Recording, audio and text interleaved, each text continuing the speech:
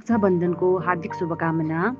रक्षाबन्धन केवल हातमा राखी बाँध्ने पर्व होइन, यो दाजुभाइ र दिदीबहिनीको बीचको प्रेम, विश्वास, स्नेह र आत्मीयताको पवित्र बन्धन हो।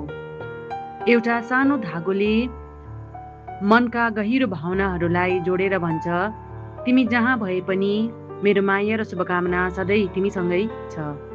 यस पवित्र दिनमा मेरो सम्पूर्ण दाजुभाइलाई रक्षाबन्धनको हार्दिक शुभकामना। आज म तपाईहरूबाट टाढो छु, तर दूरीले हाम्रो माया र सम्बन्धलाई कहिले टाढा बनाउन सक्दैन। मेरो सम्झना, माया र प्रार्थना सधैँ तपाईहरूसँगै छ। तपाईहरूको जीवन सधैँ सुख, शान्ति, सफलता र राम्रो स्वास्थ्यले भरिपूर्ण रहोस्। हामी बीचको यो सुन्दर सम्बन्ध समय र दूरी सँगै अझ बलियो बनिरहोस्।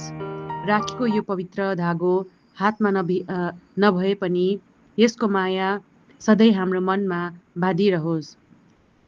सबै प्रिय दाजुभाइलाई रक्षाबन्धनको धेरै शुभकामना।